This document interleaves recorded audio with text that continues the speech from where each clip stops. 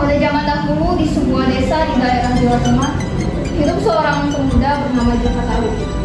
Ia tinggal bersama ibunya yang biasa dipanggil Goranda. Ayahnya sudah lama meninggal.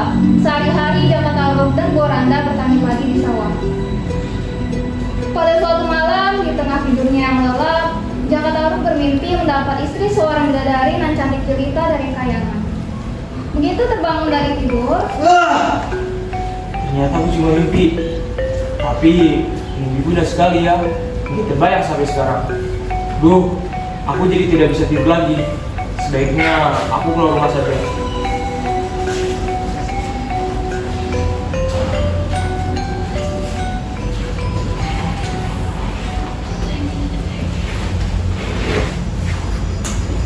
Bintang-bintang di langit, indah sekali ya.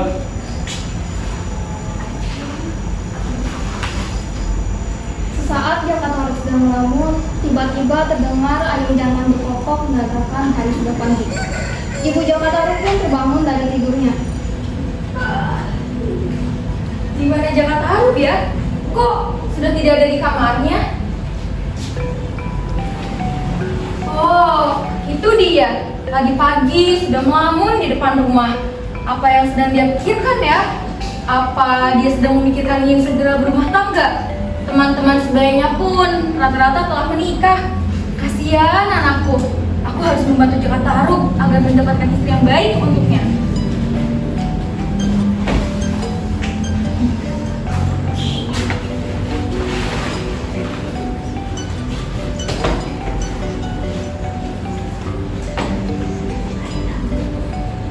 Siang hari ketika Goranda sedang berada di rumahnya, tiba-tiba datang Parano, pemilik sawah masuk dari desa.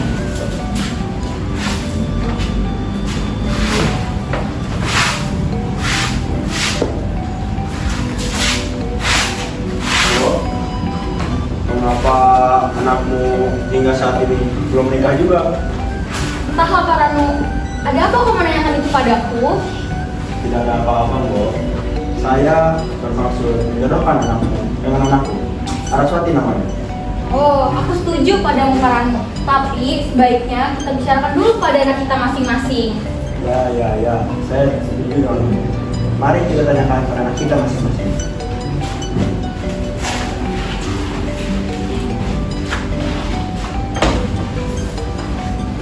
Hari berganti hari, Goranda pun juga menemukan waktu yang tepat untuk membicarakan rencana penjodohan Jaka Tarub dan Laraswati. Ia takut Jaka Tarub tersinggung. Mungkin juga Jaka Tarub telah memiliki calon istri yang belum diserahkan padanya. Lama-kelamaan Goranda lupa akan niatnya semula.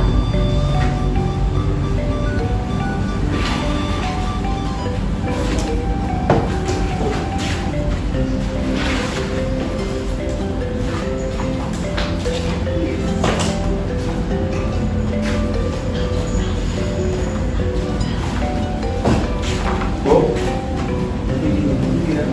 Hati-hati ya nak. Semoga pulang-pulang Jaka Tarub bisa membawa genjangan yang besar agar bisa dimakan untuk beberapa hari ke depan. Duh, aku capek, mau istirahat dulu.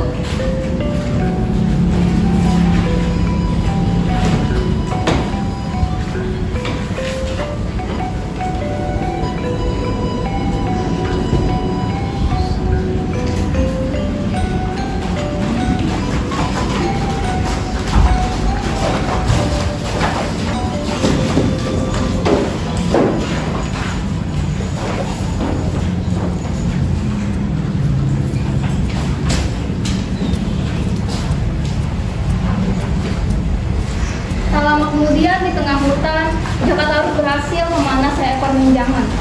Hatinya senang namun sayang. Begitu Jaka Tarub sedang berjalan pulang membawa hasil buruannya, tiba-tiba seekor harimau menyerangnya dan membawa menjangan tersebut.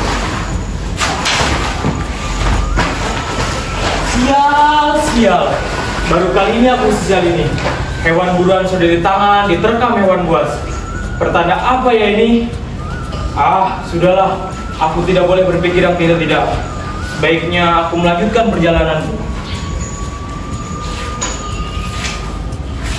Wah, aku capek sekali. Hewan buruan sudah di tangan, diterkam hewan buas. Duh, aku lapar. Sebaiknya aku pulang saja. Semoga ibuku menerima keadaanku.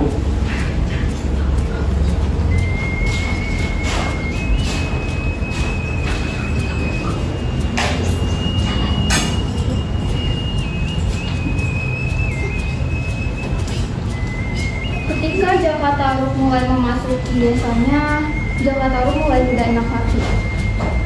Dia segera berlari menuju rumahnya.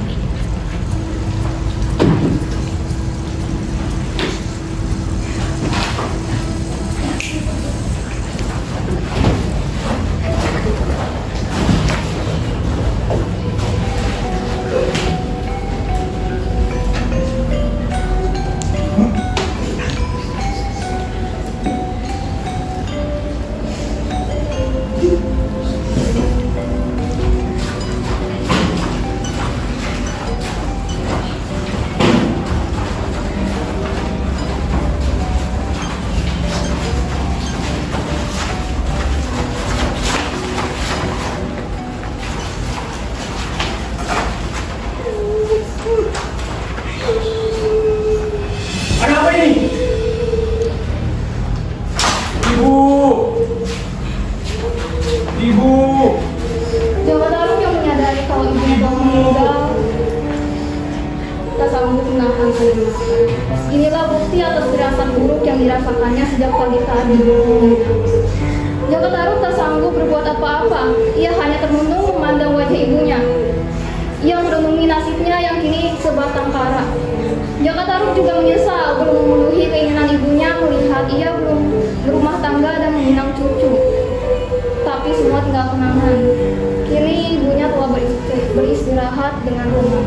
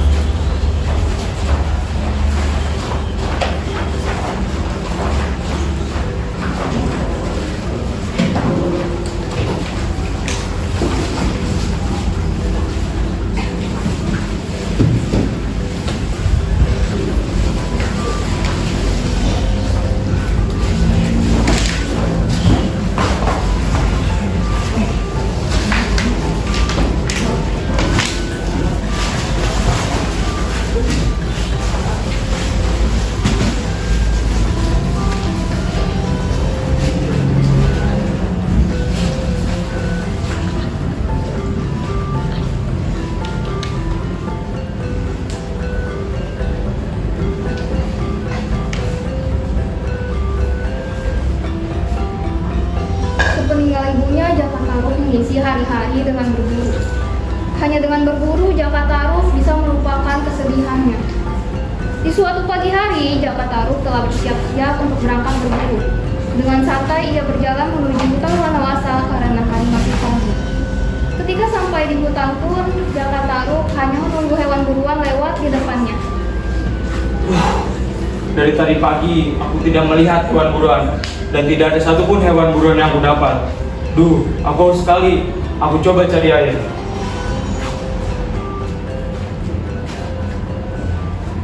Tak lama kemudian,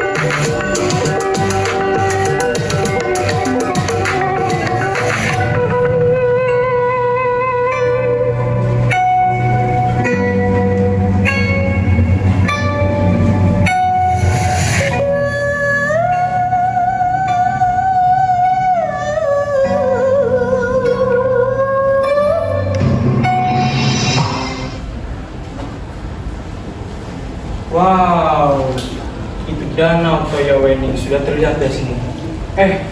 Tapi kok ada suara gadis-gadis sedang bersanda gurau? Itu mungkin hayalanku saja. Mana ada gadis-gadis sedang bersanda gurau di hutan belantara begini? Ada 7 gadis cantik sedang mandi di danau Toyawening. Jantungku makin berdegup kencang begini. 7 gadis itu semua berparas cantik, sangat cantik-cantik. 7 gadis itu adalah bidadari yang turun dari kayangan. Apakah ini arti mimpiku waktu itu? Itu di tumpukan batu besar sepertinya ada baju mereka. Jika aku mengambil salah satu pakaian mereka, sang bidadari yang bajunya kucuri tidak akan kembali ke kayangan. Dengan hati-hati Jakataru berjalan menghampiri tukang baju itu dan memilih baju berwarna merah. Setelah berhasil, Jakataru buru-buru menyelinap ke balik pohon.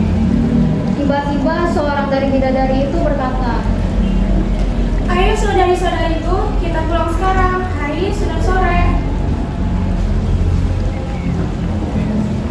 Ya benar, sebaiknya kita pulang sekarang sebelum matahari terbenam. para bidadari itu keluar dari danau dan mengenakan pakaian mereka masing-masing.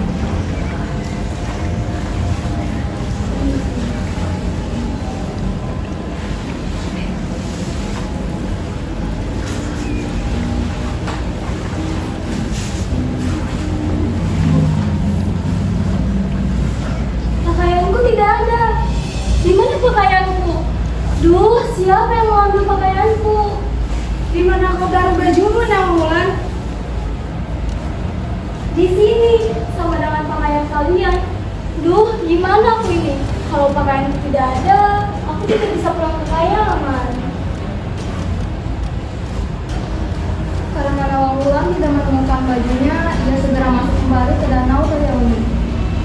Akhirnya seorang bidadari berkata, Nawulan, maafkan kami harus segera pulang ke kayangan dan meninggalkanmu di sini. Hari sudah menjelang sore. Ya sudah, kalian pulang saja ke kayangan.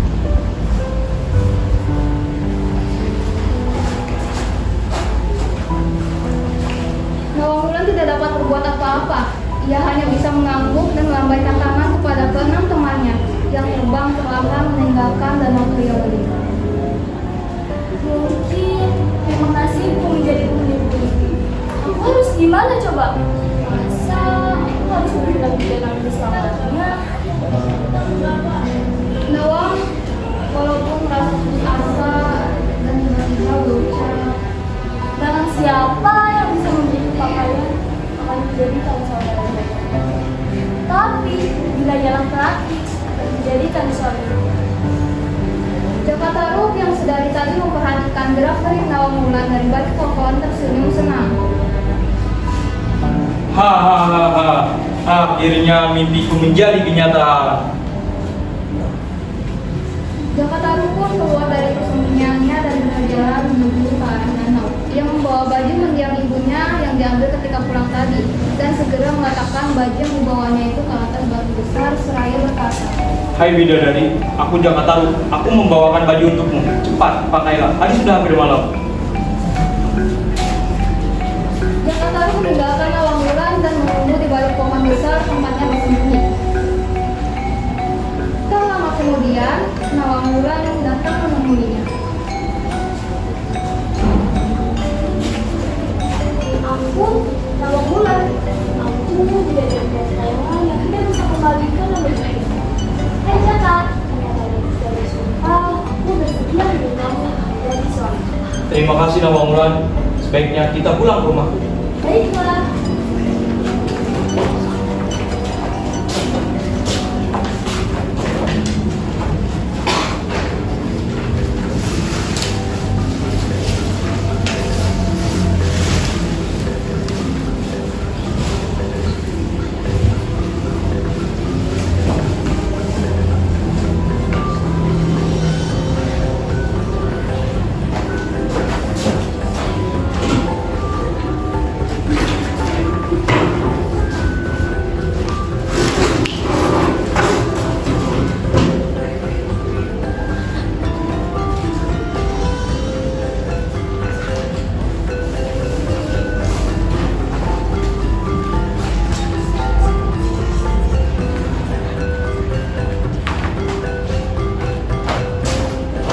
berganti hari, bulan berganti bulan. Tak terasa rumah tangga Jaka Tarub dan Nawang Wulan telah dikaruniai seorang putri yang diberi nama Nawangsi. Tak seorang pun penduduk desa yang curiga siapa sebenarnya Nawang Wulan. Ia mengakui istrinya itu sebagai gadis yang berasal dari sebuah desa yang jauh dari kampungnya. Sejak menikah dengan Nawang Wulan, Jaka Tarub merasa sangat bahagia. Namun ada satu hal yang mengganggu pikirannya selama ini. Walau dimasak setiap hari, mengapa padi di lumbung tidak berkurang ya? Lama-lama tumpukan padi itu semakin meninggi. Pada suatu pagi, Nawang Wulan sedang mencuri ke sungai.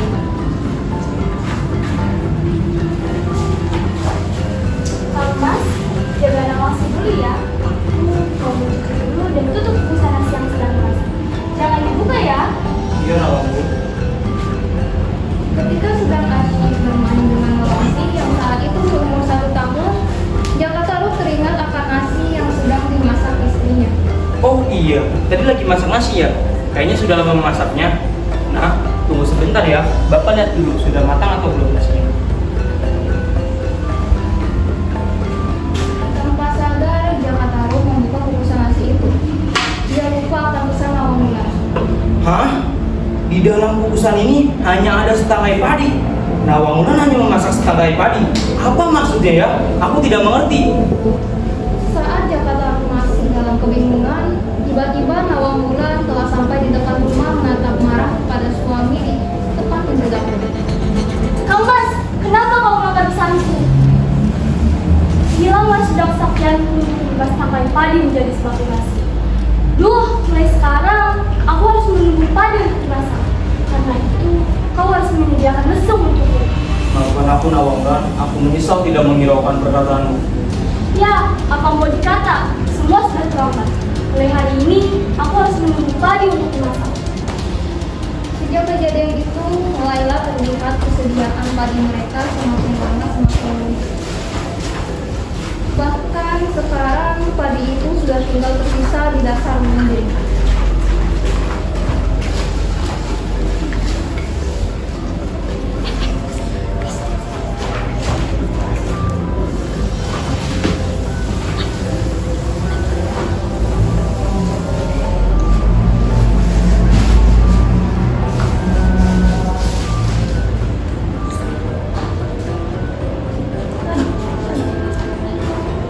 Seperti biasa, padi itu Nawang Wulan ke lumbung yang terletak di halaman belakang untuk mengambil padi. Ketika sedang menarik batang-batang padi yang tersisa sedikit itu, Nawang Wulan merasa tangannya memegang sesuatu yang lembut.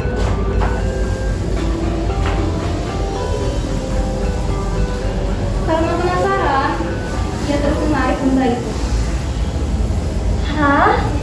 Ini kan pakaianku yang berwarna merah. Kenapa bisa ada di sini ya? Wah, pasti ini perbuatan Jaka Tarub. Jadi yang selama ini mengandung pakaianku adalah Jaka Tarub. Jaka Tarub penipuku. Sama sekali aku tidak menyangka ternyata yang tega mencuri pakaianku adalah Jaka Tarub. Aku akan segera pulang ke Kayangan. Aku rindu dengan saudara-saudaraku di Kayangan. Aku ingin kembali ke asalku.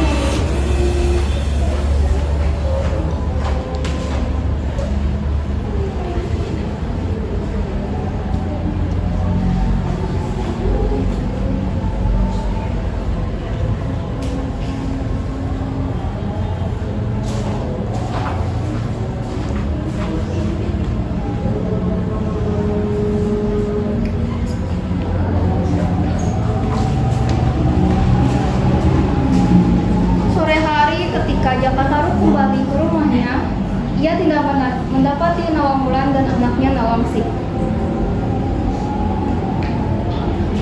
Wulan, di mana kau? Hari sudah menjelang malam, tapi tak kutemukan Nawang Wulan dan Nawangsi. Di mana mereka ya? Tiba-tiba Jaka Tarub yang sedang berdiri di halaman rumah melihat sesuatu melayang menuju ke arahnya. Dia mengamatinya sesaat. Jaka Tarub terpana. Beberapa saat kemudian ia mengenali ternyata. Hah? Wulan, aku mencari-carimu kemana-mana. Dari mana kau, Wulan? Kau memakai baju dan selendangmu itu, Wulan. Kau sangat cantik memakai baju bidadari dan selendangmu itu. Aku tidak menyangka kalau kau itu Nawang Wulan bisa menemukan bagi bidadari dan selendangnya. Berarti selama ini rahasia yang aku simpan telah terbongkar.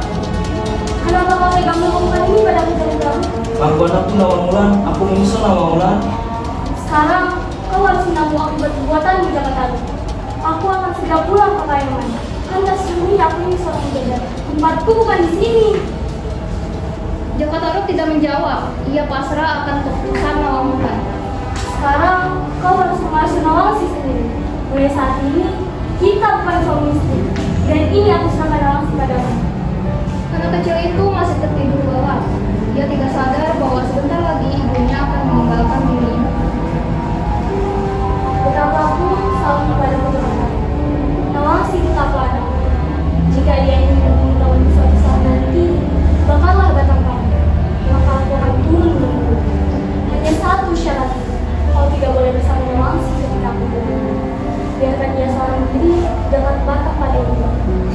Iya Nawangwulan, akan kuturuti semua yang kau katakan. Jaka Taruk hanya bisa menahan kesedihannya